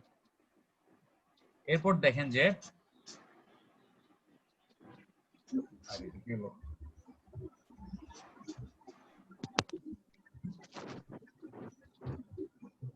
আপনাদের কি ঘুম আসতেছে? কারো কি ঘুম আসতেছে? আজকে কিন্তু ক্লাস নেওয়ার পর জিজ্ঞেস করবো, বলতে হবে, এখান থেকে প্রচুর কোশ্চেন করা যাবে।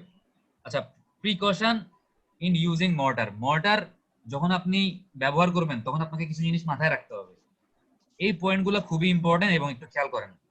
Bricks or stone to be jointed by mortar should be used by soaking them in water for at least 12 hours. আপনি যে ইটের দেয়ালটা তৈরি করতেছেন, এই ইটের দেয়ালটা তৈরি করার সময় আপনি ইটগুলার ফাঁকে ফাঁকে বা একটা ইটের সাথে এই একটা ইটের সাথে আরেকটা ইট কি দিয়ে জোড়া লাগাচ্ছেন? এখানে ফার্স্টে কিছু মর্টার দিচ্ছেন, তারপর আরেকটা ইট বসায় চাপ দিচ্ছেন না জোড়া লাগার জন্য?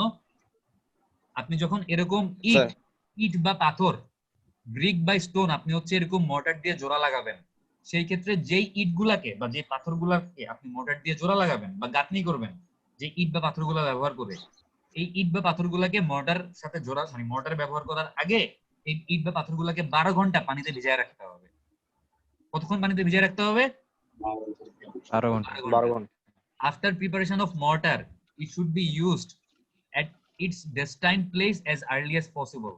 Cement mortar within 30 minutes of adding water to it and lime mortar within 36 hours. আচ্ছা, আপনি যে মর্টারটা তৈরি করছেন, এই সিমেন্ট স্যান্ড তো হচ্ছে আপনি মিশাইলেন, তারপর আপনি সাথে পানি যোগ করলেন। পানি যোগ করার, যদি এটা সিমেন্ট মর্টার হয় তাহলে এটার সাথে পানি যোগ করার 30 মিনিটের মধ্যে, এটা দিয়ে আপনি যদি দেয়াল তৈরি করেন তাহলে 30 মিনিটের মধ্যে দেয়াল তৈরি করতে হবে। আপনি যদি প্লাস্টারের কাজ করেন তাহলে 30 মিনিটের মধ্যে প্লাস্টারের কাজ করতে হবে। যদি 30 মিনিট পার হয়ে যায় তাহলে ওই সিমেন্ট মর্টার যেটা আপনার কাজে লাগে নাই বা যেটা আপনি ব্যবহার করতে পারেন নাই, তাহলে ওইটা আপনি কি করবেন? ওইটা দিয়ে বাকি কাজগুলো তাড়াতাড়ি করে ফেলবেন, তাই না? স্যার এটা তো নষ্ট হয়ে যাবে স্যার। ওইটা ফালাই দিতে হবে, কারণ 30 মিনিট পার হয়ে গেলে ওইটার সেটিং টাইম শুরু হয়ে গেছে। ওইটার কি শুরু হয়ে গেছে? কোন ধরনের সেটিং টাইম শুরু হয়েছে? স্যার নিজে কেন বলে ইনিশিয়াল সেটিং টাইম শুরু হয়ে গেছে, তার মানে এটা কি শক্ত হওয়া শুরু হয়েছে না? স্যার শক্ত হইতেছে। এখন যদি আপনি এই মর্টারটা ইউজ করেন, এই শক্ত মর্টারটা, এটা হচ্ছে ফাইটা যাবে এরপরে, কারণ এটার কিন্তু অলরেডি সেটিং টাইম শুরু হয়ে গেছে। আপনি জোর করে মানে এটার ইলাস্টিসিটি শেষ, সেটিং টাইম শুরু হওয়া মানে এটা শক্ত হওয়া শুরু করছে, এটা প্লাস্টিক রেঞ্জের মধ্যে চলে আসতেছে। এখন যদি আপনি এই শক্ত জিনিসটারে জোর করে হচ্ছে নিজে আরেকটা শেপ দেওয়ার চেষ্টা করেন বা আরেকটা এটা দিয়ে কাজ করার ট্রাই করেন, তখন এটার মধ্যে ফাটল দেখা যাবে। তো এই জন্য এই মর্টারটা কি করতে হবে? 30 মিনিট পার হয়ে গেলে ফালাই দিয়ে নতুন করে আবার মর্টার মিশাইতে হবে। এটা হচ্ছে সিমেন্ট মোটরের ক্ষেত্রে। বাট যদি লাইম মোটর হয় সেই ক্ষেত্রে কতক্ষণ কাজ করতে পারবেন? 36 ঘন্টা, মানে 1.5 দিন। 48 ঘন্টা কি 2 দিন না? তার মানে 36 ঘন্টা পর্যন্ত জি, স্যার। হচ্ছে লাইম মোটর নিয়ে আপনি কাজ করতে পারবেন। আর সিমেন্ট মোটর নিয়ে আপনি কতক্ষণ কাজ করতে পারবেন? 30 মিনিট। Maximum 30 minute. 1.5 দিন স্যার। সিমেন্ট মোটরের জন্য হচ্ছে 30 মিনিট, আর লাইম মোটরের জন্য হচ্ছে 36 আওয়ার বা 1.5 দিন। আচ্ছা, এবার দেখেন mortar should be stiff but workable. মোটরটা শক্ত হইতে হবে, মানে স্টিফ মানে ঘন, এটার ঘনত্ব বেশি হইতে হবে, কিন্তু আবার ওয়ার্কেবল হইতে হবে। ওয়ার্কেবল মানে কি? আপনি যেন এটাকে নাড়াচাড়া করে এরকম বিম বানাইলে বিম কার্যকর। শেপ দিতে পারেন, কলাম বানাইলে কলামের শেপ দিতে পারেন, স্ল্যাব বানাইলে স্ল্যাবের শেপ দিতে পারেন, যেন এটাকে আপনি আপনার কাঙ্ক্ষিত শেপ দিতে পারেন। বাট যদি এটা স্টিফ কিন্তু অনেক বেশি, এমন স্টিফ মানে ওয়ার্কেবিলিটি যদি খুব কম হয়, তাহলে কি হবে? আপনি এটাকে আপনার ডিজায়ার্ড শেপ দিতে পারবেন না, আপনি এটা নিয়ে কাজ করতে পারবেন না। ঠিক আছে? It should be stiff as possible without affecting its convenience in use। মানে স্টিফ হইতে হবে, শক্ত হইতে হবে, কিন্তু এটা ইউজ করতে যেন কোনো প্রবলেম না হয়, এটার ওয়ার্কেবিলিটি যেন ভালো হয়, এটাও মাথায় রাখতে হবে। আপনাকে বলা হয়েছে যে পানি যোগ করলে খারাপ, তুমি পানি কম দিবা। এখন আপনি পানি এতটাই কম দিছেন যে আপনার পেস্ট হয়ে গেছে অনেক শক্ত। আচ্ছা, আপনি মনে করেন আপনারা যে দাঁত ব্রাশ করেন পেস্ট দিয়ে, ওই পেস্ট যদি অনেক মানে বেশি শক্ত হয়, ওটা দিয়ে দাঁত ব্রাশ করে কোনো লাভ আছে? বা দাঁতে ব্যথা পাবেন না? বাট এখন আমরা যে পেস্ট গুলো Yes, ইউজ sir. করি, এটার যেই লেভেলের কনসিস্টেন্সি থাকে বা যেই লেভেলের ভিসকোসিটি থাকে, আমরা দাঁতও ব্যথা পাই না, প্লাস কি হয়, এটা কিন্তু আমাদের জন্য সুইটেবল। তার মানে আপনার লাইম মোটরের ক্ষেত্রে হচ্ছে কতক্ষণ? কার্যকর আর কি, workable। 30 ঘন্টা কাজ করতে পারবেন। ঠিক আছে? আচ্ছা, এবার দেখেন words made from mortar should be kept wet for 2 week to 3। মানে এই মোটর ইউজ করে আপনি যেই কাজগুলা করবেন, ওই কাজগুলাকে আপনার কতদিন হচ্ছে এরকম কিউরিং করতে হবে? 2 সপ্তাহ থেকে 3 সপ্তাহ, মানে 14 দিন থেকে 21 দিন পর্যন্ত জি, স্যার। কিউরিং করতে হবে। ঠিক আছে? 21 দিন। এবার দেখেন টেস্ট ফর মোটর। আপনার মোটরটা ভালো না খারাপ যেটা আপনি তৈরি করছেন, এটা বোঝার জন্য কিছু টেস্ট আছে। টেস্টগুলা কি কি? প্রথমে দেখেন যে টেনসাইল স্ট্রেংথ টেস্ট, মানে হচ্ছে আপনি একটা মর্টারের ব্লক তৈরি করে দুই পাশে কি করবেন এটাকে, এটা হচ্ছে মনে করেন একটা মর্টারের ব্লক, আপনি দুই পাশে কি করবেন? টানবেন। টানলে হচ্ছে মর্টারের ব্লকটা মাঝখান দিয়ে ছিঁড়ে যাইতে বা স্প্লিট হয়ে যাইতে কি পরিমাণ টেনশন বা কি পরিমাণ টেনসাইল ফোর্স লাগতেছে, এটাই হচ্ছে কি টেনসাইল স্ট্রেংথ টেস্ট। এই টেস্টটা হচ্ছে করে যে অ্যাপারেটাসটা ইউজ করে। অ্যাপারেটাসটাকে কি বলে? ব্রিকুইটি অ্যাপারেটাস বলে। ঠিক আছে? অ্যাপারেটাসটা দেখতে কিরকম হয়? এই যে দেখেন, দেখতে এরকম হয়, একটা মোল্ডের মতো। এই মোল্ডের মাঝখানে আপনি মোটর ঢাইলা দিবেন, মোটর ঢাইলা দিলেন। ঠিক আছে? মোটর ঢাইলা দিলে যখন এই মানে মোটরটা শুকাবে, আপনার মনে করেন 7 দিন বা 14 দিন বা 28 দিন পরে এটা এটার ম্যাক্সিমাম স্ট্রেংথ গেইন করবে না? 7 দিনে মনে করেন অল্প একটু স্ট্রেংথ গেইন, আচ্ছা যাই হোক 14 দিনে আরেকটু গেইন করবে, 28 দিন আরেকটু করবে, এটা পরের কথা। বাট মেইন কথা হচ্ছে আপনি যদি এরকম একটা ব্লকের মধ্যে মোটর ঢালা দেন, এটা একটা এরকম শেপের একটা পার্টিকেল তৈরি হবে না? আপনি যখন এটা তুলে ফেলবেন বা ব্লকটা সরাই ফেলবেন, হবে না কি হবে না? হবে। আপনি তখন এই ডায়াসটা সরাই ফেলে মোটরটাকে হচ্ছে এটার মধ্যে ঢুকাবেন। এটার মধ্যে ঢুকায় এই দুই মাথায় টানবেন, এদিকে টানবেন এদিকে টানবেন। এই দুই দিকে টেনশন অ্যাপ্লাই করলে এখানে যদি ব্লকটা থাকে, এটা মাঝখান দিয়ে ছিঁড়ে যাবে না? এটা ছিঁড়তে কি পরিমাণ ফোর্স লাগছে, এটাই হচ্ছে আপনার টেনসাইল স্ট্রেংথ টেস্ট। এবং এই যে ব্লকটা, এই ব্লকটার ডাইমেনশন, এই যে ব্লকটা এখানে দেয়া আছে, এই ব্লকটা যদি এরকম মনে করেন, আমি আরেকবার ছবিটা আঁকলাম এখানে, এই ব্লকটার ক্রস সেকশনাল ডাইমেনশন মিনিমাম হইতে হবে 1.5 ইঞ্চি বাই 1.5 ইঞ্চি, মানে এখান থেকে এতটুকু হইতে হবে 1.5 ইঞ্চি, এখান থেকে এতটুকু হইতে হবে কত? 1.5 ইঞ্চি। 1.5 ইঞ্চি হইতে হবে এই ব্লকটার সাইজ মিনিমাম। আচ্ছা, এবার দেখেন কম্প্রেসিভ স্ট্রেংথ টেস্ট। এটাও দেখলাম যে কতটুকু টেনশন নিতে পারে। কম্প্রেশন, তার উপর আমি চাপ দিব। চাপ দেওয়ার জন্য আমাকে একটা ব্লক বানাইতে হবে, এবং কংক্রিটের ব্লক, সরি কংক্রিটের ব্লক না, মোটরের ব্লক বানাইতে হবে। ব্লকটার সাইজ কত হবে?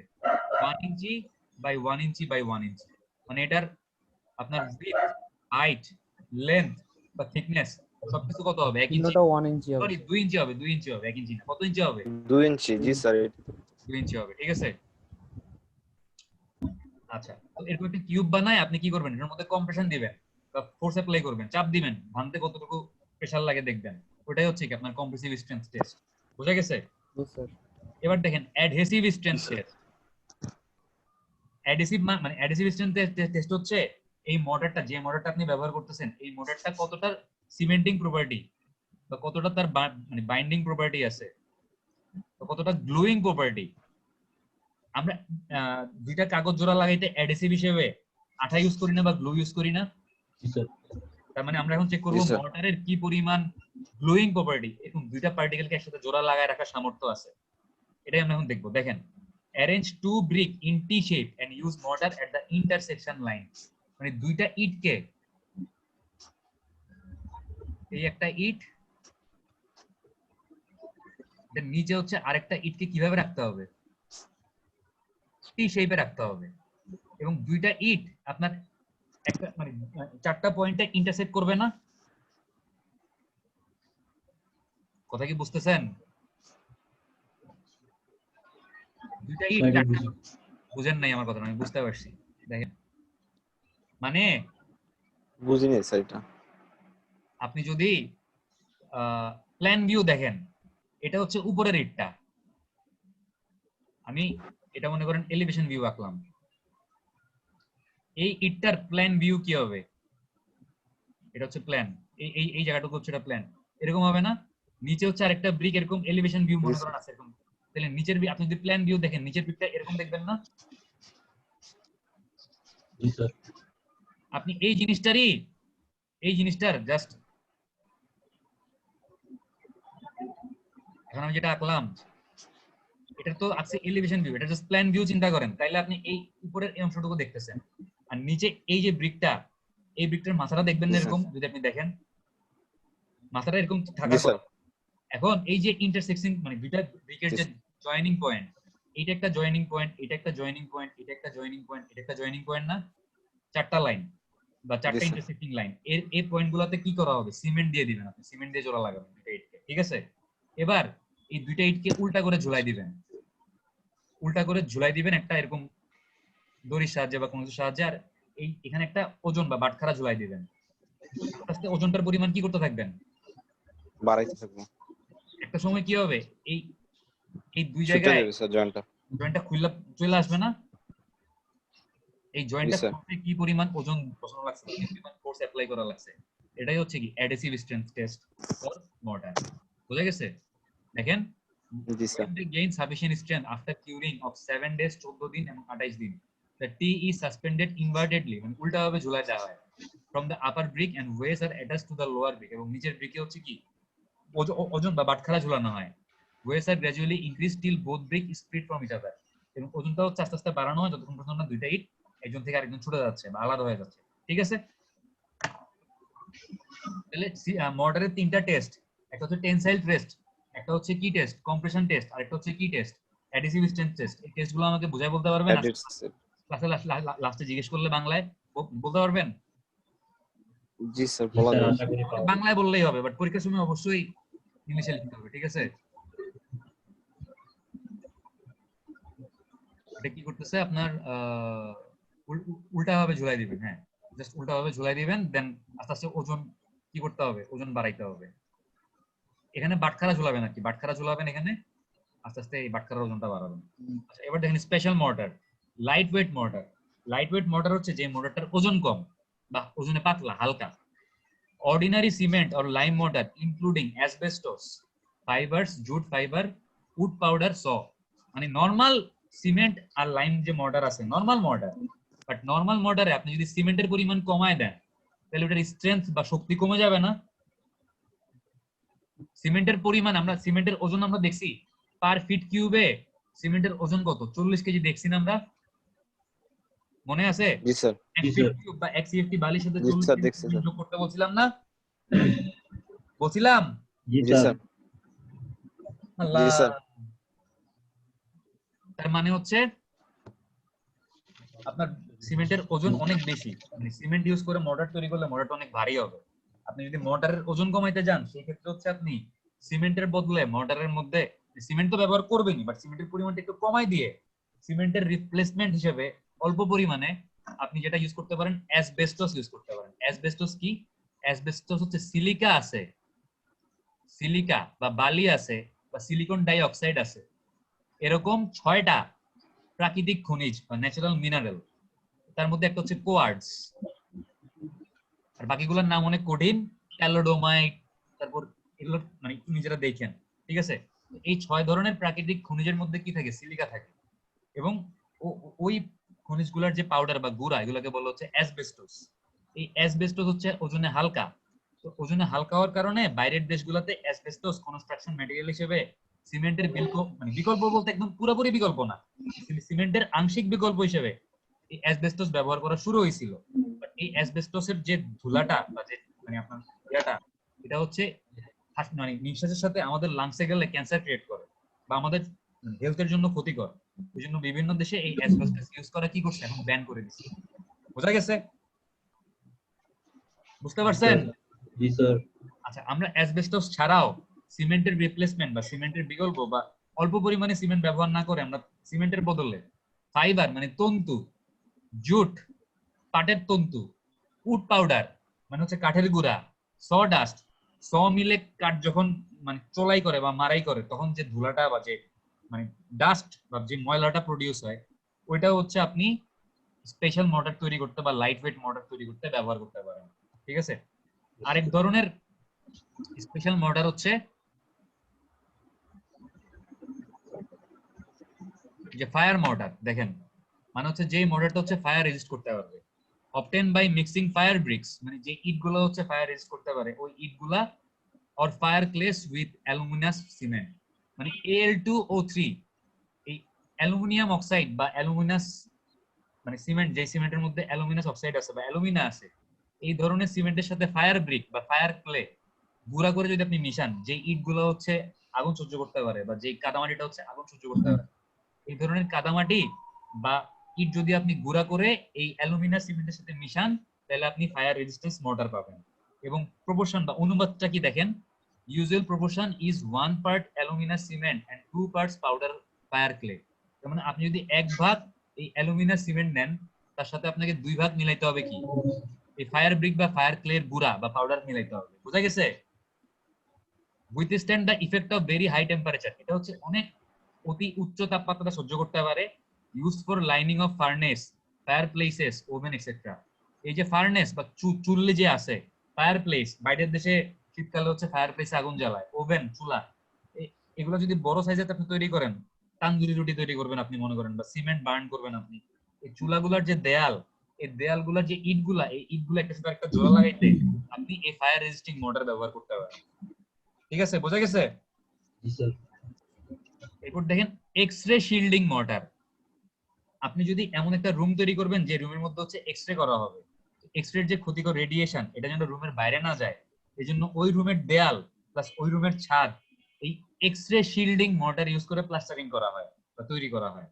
এবং এক্স-রে শিল্ডিং মর্টারটার ওজন কিরকম? এটা অনেক ভারী মর্টার। এটা যেহেতু ওজনে ভারী, এটার কনসিস্টেন্সি বা স্টিফনেস কি হবে? অনেক বেশি মারাত্মক বেশি হবে।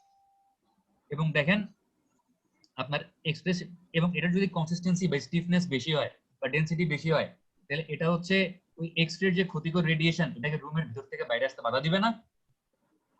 স্যার এবং এটার ওজন দেখেন পার সেন্টিমিটার কিউবে 2.7 গ্রাম, মানে অনেক বেশি ওজন এটা। ঠিক আছে। আচ্ছা, আর use to cover walls and ceiling of X-ray cabinet. Already বলছি যে মানে ওয়াল আর সিলিং বা রুফ আপনার সিল করতে বা প্লাস্টার করতে হচ্ছে এই এক্স-রে শিল্ডিং মর্টারটা ইউজ করা হয় এক্স-রে ক্যাবিনেট গুলাতে, যে ক্যাবিনেট গুলাতে বা যে রুম গুলাতে হচ্ছে এক্স-রে করা হচ্ছে। ঠিক আছে। এরপর দেখেন যে লিন মর্টার। লিন মর্টার মানে হচ্ছে পাতলা মর্টার বা হালকা মর্টার বা লাইট ওয়েট মর্টার। ঠিক আছে। লিন মর্টার হচ্ছে cement lime mortar with very small proportion of cementing material. ঠিক আছে। মানে হচ্ছে লিন মর্টার হচ্ছে আপনার সিমেন্ট মর্টারই হইতে পারে, মানে cement plus sand plus water হইতে পারে, অথবা লাইম মর্টারও হইতে পারে, lime plus sand plus water. কিন্তু সিমেন্ট আর লাইমের পরিমাণ খুব কম দেয়া হয়। আমরা নরমালি কত দেখছি, রেঞ্জটা 1:2 থেকে 1:6 পর্যন্ত ভ্যারি করে না? আবার কোনো কোনো ক্ষেত্রে 1:2 থেকে 1:8 পর্যন্ত হইতে পারে। কিন্তু এই ক্ষেত্রে যেটা হয় আপনার একদম মানে 1ও না, মনে করেন 2 ভাগ বালির সাথে আপনি 0.25 ভাগ হচ্ছে সিমেন্ট দিবেন। এবং এই মিক্সারটাকে মানে মিক্সারটা কেন ইউজ করা হয়, কোথায় ইউজ করা হয়, এই মিক্সচারটা ইউজ করা হয় হচ্ছে use to fill the crack. আপনি একটা দেয়াল তৈরি করছেন, একটা ছাদ তৈরি করছেন, ছাদের গায়ে এরকম ক্র্যাক দেখা গেছে এবং ক্র্যাকটা আস্তে আস্তে বড় হচ্ছে। এই ক্র্যাকটা ফিল আপ করার জন্য আপনি হচ্ছে এই লিন মর্টার বা লাইট ওয়েট মর্টারটা ইউজ করতে হবে। তারপর হচ্ছে দেখেন ফল্ট অর ন্যারো জয়েন্ট, মানে হচ্ছে যদি কোথাও কোনো ফল্ট থাকে, আপনি একটা মানে কলাম তৈরি করছেন, কলামের এক পাশে এরকম ভেঙে গেছে বা এরকম আপনি ছাদ ঢালাই দিচ্ছেন, ছাদের মনে করেন ছাদের এই পোর্শন এই অংশটুকু ঢালাই হয়েছে, আপনি পরের দিন আইসা এই বাকি অংশটুকু ঢালাই দিবেন, তাহলে এই দুইটা ঢালাইয়ের মাঝখানে যে জয়েন্টটা পড়বে এই জয়েন্টে হচ্ছে আপনার এরকম লিন মর্টার ইউজ করা হয় অ্যাজ এ গ্লুইং এজেন্ট হিসেবে বা অ্যাজ এ বাইন্ডিং ম্যাটেরিয়াল হিসেবে বা সিমেন্টিং ম্যাটেরিয়াল হিসেবে, ঠিক আছে। এবং এই যে আপনি মানে পানির সাথে সিমেন্ট আর বালি মিশায় অল্প অল্প একদম সামান্য পরিমাণে সিমেন্টের বালি মিশিয়ে একটা মিশ্রণ তৈরি করতেছেন, এই মিশ্রণটাকে বলা হচ্ছে গ্রাউটিং। এটাকে কি বলে? গ্রাউটিং বলে। বোঝা গেছে? এবং এটাকে বাংলায় মিস্ত্রিরা বলে হচ্ছে গোলা। লোকাল মিস্ত্রিরা কি বলে এটাকে? গোলা। গোলা বলে। আর আমরা হচ্ছে আমাদের ভাষায় কি বলি? গ্রাউটিং বলি। আমাদের ক্লাস আজকে এতটুকুই। এখন হচ্ছে আমি অ্যাটেন্ডেন্স দিব প্লাস আপনাদেরকে আমাদের লাইম শেষ, সরি লাইম না, আমাদের কি শেষ? মোটর এতটুকুই, মানে যতটুকু বললাম মোটর শেষ। আমরা স্যার স্লাইডটা কি দিছিলেন স্যার? আমি এখন পর্যন্ত কোনো স্লাইডে দেই নাই। আমি হচ্ছে আজকে আপনাদের বিকালে বা রাতের মধ্যে হচ্ছে ব্রিক আর হচ্ছে কি স্যান্ড আর হচ্ছে মর্টার এই তিনটা পিডিএফ আপলোড করে দিব, ঠিক আছে? আপলোড করে আমি গুগল ড্রাইভের লিংক দিয়ে দিব। জি স্যার। আমরা নেক্সট দিন হচ্ছে ইনশাআল্লাহ শুরু করব কালকে। নেক্সট দিন বলতে তো কালকে আমাদের কাল কয়টা বাজে ক্লাস আছে কালকে? 7টা। তুমি তো 7টায় না ক্লাস? জি স্যার। আমরা নেক্সট দিন হচ্ছে কনক্রিট শুরু করব, ঠিক আছে? আচ্ছা, মানে কালকে কনক্রিট শুরু করব ইনশাআল্লাহ।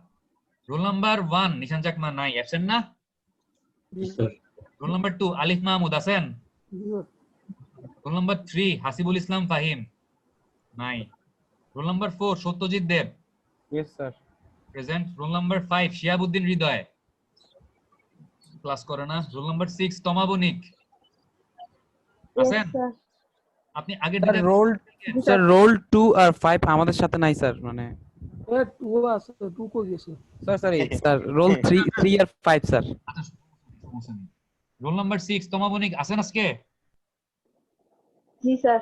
আপনি আগে দুইটা ক্লাস করেন নাই কেন? প্রবলেম ছিল। ক্লাস মিস করেন না, ঠিক আছে?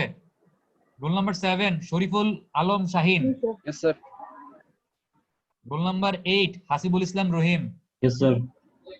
Roll number 9 Sabrina Matin Saima. Sir first semester থেকে নাই। ক্লাস করে না, হ্যাঁ ক্লাস করে না জানি। আচ্ছা, roll number 10 Mehjabin Akter. Yes sir. Roll number 11 Naimur Rahman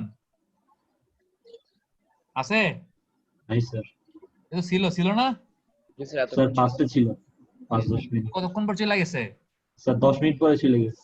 ওরে জিজ্ঞেস করেন তো কি সমস্যা, আমার সাথে যোগাযোগ করতে বললেন। যদি ভ্যালিড রিজন দেখাইতে পারে তাহলে অ্যাটেন্ডেন্স দিব, নাহলে অ্যাটেন্ডেন্স দিব না, ঠিক আছে? ওরে কথা বলতে বললেন আমার সাথে। রোল নাম্বার 13 ইরফান করিম। নাই স্যার। কি গতকালকে ছিল না? গতকালকে ছিল না, গত ক্লাসও মনে ছিল না তো। একটা ক্লাস করছে, মাঝখান দিয়ে একদিন বেড়াইতে আসছিল। ইরফান করিম আর হচ্ছে দাঁড়ান বলতেছি হাসিনুর রহমান ভুইয়া আছে রোল নাম্বার 14? নাই স্যার। নাই। ইরফান করিম আর হচ্ছে এই ফাহাদ হোসেন রিয়ন রোল নাম্বার 13 আর রোল নাম্বার 16, ঠিক আছে? এদের দুজনরে বলবেন এদের সাথে আমি একটু। স্যার 16 আছে আজকে। 16 আজকে আসছেন? জি স্যার। জি স্যার, আমি তো আরেকটা ক্লাস করছি স্যার। এই যে আপনি আর আমি একটু আপনারে বলি, আপনি আর আপনার বন্ধু রোল নাম্বার 13 ইরফান, এই দুই বন্ধু আপনারা বেশি চালাক হয়ে গেছেন। মনে করছেন যে 6টা ক্লাসের মধ্যে একটা ক্লাস করছি, আর কি লাগে? স্যার আমি হ্যাঁ, আরেকটা বলেন। ক্লাস করছি স্যার। হ্যাঁ, আমার আপনি 6টা ক্লাসের মধ্যে 2টা ক্লাস করছেন আর আপনার বন্ধুর ইরফান হচ্ছে একটা ক্লাস করছে। স্যার আমার এখানে ক্লাস করার না কারণ হচ্ছে স্যার আমাদের হ্যাঁ। আমি তো স্যার ভোলা দ্বীপ থাকি স্যার, ওদিকে স্যার হ্যাঁ। পানি উঠছিল তো স্যার, হ্যাঁ। এই জন্য কারেন্টের বেশ কয়েকদিন স্যার সমস্যা ছিল। এখন মানে মোটামুটি কারেন্ট ছিল না, ঠিক ক্লাস আছে করতে পারেন নাই। স্যার। জি স্যার। তার মানে আপনি আর ইরফান হচ্ছে চুক্তি করে ক্লাস মিস করেন না। স্যার আমি তো কারণ স্যার আমি কোনো ক্লাসই করতে পারিনি এই ঠিক কয়েকদিন আছে স্যার। ঠিক আছে ঠিক আছে, যদি সামনের দিনগুলোতে প্রবলেম না থাকে তাহলে ক্লাসগুলো মিস দিন না, ঠিক আছে? জি স্যার। আর হচ্ছে মানে আপনারা যারা ক্লাস করতেছেন একটু ইরফান রে বললেন, সে মাত্র একটা ক্লাস করছে 6টা ক্লাসের মধ্যে, তারে বললেন ক্লাস করতে। আচ্ছা, এরপর হচ্ছে রোল নাম্বার 17 ইরিন বিনতে রাহি আছেন? জি স্যার। আপনি গত ক্লাসটা করেন নাই বোধহয়, করছিলেন? স্যার করেছি। আপনি অ্যাটেন্ডেন্স দেন নাই, আপনারে মানে অ্যাটেন্ডেন্স ডাকার সময় আপনি ছিলেন না। স্যার আইয়ো। দিয়েছি তো। Roll number 18 Ashis Yes, sir. Kumar Roy জি স্যার। নাই। আছেন? জি স্যার, আছে স্যার। আপনি আগে কি ছিলেন? না স্যার। আজকে প্রথম ক্লাস করলেন? জি স্যার। এতদিন ক্লাস করেন নাই কেন? স্যার একটু সমস্যা ছিল স্যার বাসায়। সমস্যা যেটাই থাকতে পারে, সমস্যা মানে থাকতেই পারে, যেহেতু জি, সবাই স্যার। আমরা এখন ঝামেলার মধ্যে, সবাই কিন্তু আমরা ঝামেলার মধ্যে আছি। এখন আমি জি, স্যার। বলতেছি না, বকাও দিচ্ছি না ক্লাস না করার জন্য, কিন্তু মনে রাখেন যে যদি হঠাৎ করে পরীক্ষা মানে ডিক্লারেশন আসে যে সেপ্টেম্বরের লাস্ট উইকে বা মাঝামাঝি পরীক্ষা হবে, তখন স্যার। কিন্তু আপনি মানে এই ক্লাসগুলো রেকর্ডেড করা আছে, যদি একটু সময় নিয়ে বাসায় দেখতে পারেন তাহলে কিন্তু জি, আপনার স্যার। ক্লাসগুলো করা হয়ে যায়, ঠিক আছে? জি স্যার, অবশ্যই স্যার। তো যারা ক্লাসগুলো মিস করছেন, এই যে ফাহাদ হোসেন রিয়ন, তারপর আশিস কুমার রয়, প্লাস হচ্ছে তমা বণিক আগের 2টা ক্লাস করেন নাই, এরকম যারা ক্লাসগুলো মিস করতেছেন ভিডিওগুলো নিয়ে দেখে ক্লাসগুলো কইরা ফেলেন। জি স্যার।